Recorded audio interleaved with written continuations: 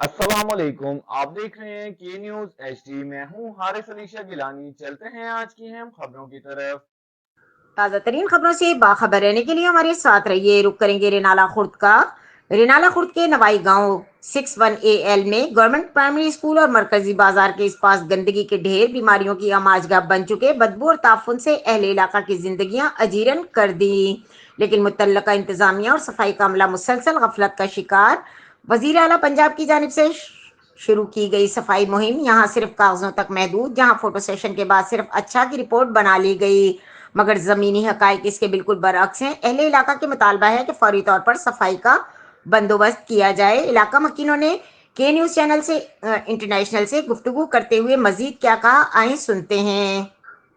ਸਲਾਮ ਅਲੈਕੁਮ ਜੀ। ਮੈਂ 6 ਚੱਕ ਦਾ ਰਹਿਸ਼ੀ ਹਾਂ। ਸਕੂਲ ਦੇ ਨਾਲ ਹੀ ਸਾਡਾ ਘਰ ਹੈ ਤੇ ਸਕੂਲ ਦੇ ਆਸੇ-ਪਾਸੇ ਇੰਨਾ ਗੰਦ ਪਿਆ ਜੀ।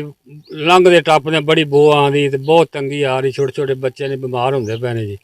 ਅਸੀਂ ਬਹੁਤ ਤੰਗ ਆ। 3-4 ਵਾਰ ਅੱਗੇ ਵੀ ਅਸਾਂ ਦਰਖਾਸਤ ਦਿੱਤੀ, ਸਾਡੀ ਕੋਈ ਮਨਜ਼ੂਰੀ ਨਹੀਂ ਹੋਈ। ਉਵੇਂ ਗੌਰਮੈਂਟ ਸਕੂਲ ਹੈ, ਉਹਦੇ ਨਾਲ ਗੰਦਗੀ ਦਾ ਢੇਰ ਲੱਗਾ ਹੋਇਆ ਹੈ, ਜਿੰਦੀ ਵਜ੍ਹਾ ਤੋਂ ਬੱਚੇ ਬਿਮਾਰ ਹੁੰਦੇ ਨੇ। ਕਾਫੀ ਬਿਮਾਰੀਆਂ ਫੈਲ ਰਹੀਆਂ ਨੇ। ਤੁਹਾਨੂੰ ਪਤਾ ਕਿ ਡੇਂਗੀ ਦਾ ਵੀ ਮਸਲਾ ਬਣ ਰਿਹਾ। ਬੱਚੇ ਬਿਮਾਰ ਹੁੰਦੇ ਨੇ, ਬੁਖਾਰ ਚੜ੍ਹ ਜਾਂਦਾ। ਤੇ ਸਾਡੀ ਗੌਰਮੈਂਟ ਮਰੀਆਂ ਨੂੰ ਆਜ ਅੱਗੇ ਅਪੀਲ ਹੈ ਕਿ ਸਾਡਾ ਯਾਨੀ ਕਿ ਸਕੂਲ ਦੇ ਨਾਲ ਜੋ ਕਚਰਾ ਪਿਆ ਹੋਇਆ ਹੈ ਇਹਦੀ ਸਫਾਈ ਕਰਾਈ ਜਾਵੇ। ਬੜੀ ਅੱਛੀ ਹੈ ਜਨਾਬ। ਸਾਨੂੰ ਬੜੀ ਤੰਗੀ ਹੈ ਸਕੂਲ ਦੇ ਜਿਹੜੇ ਨਾਲ ਗਿਰਦੋ ਆਸੇ-ਪਾਸੇ ਜਿਹੜਾ ਗੰਦ ਪਿਆ ਨਾ, ਅਸੀਂ ਕਾਫੀ ਦਫਾ ਸ਼ਿਕਾਇਤ ਕਰ ਚੁੱਕੇ ਹਾਂ। ਏਸੀ ਕੋਲ ਵੀ ਮੈਂ ਕਾਫੀ ਦਫਾ ਜਾ ਚੁੱਕੇ ਹਾਂ, ਸਾਡੀ ਕੋਈ ਸੁਣਵਾਈ ਨਹੀਂ ਹੁੰਦੀ। ਸਾਡੀ ਗੁਜ਼ਾਰਿਸ਼ ਹੈ ਕਿ ਮਰੀਮ ਨਵਾਜ਼ ਵਜ਼ੀਰ ਆਲਾ ਪੰਜਾਬ ਇਹ ਗੰਦਗੀ ਦੇ ਢੇਰ ਜਿਹੜੇ ਚੁਕਵਾਵੇ ਜਲਦ ਤੋਂ ਜਲਦ। ਤੇ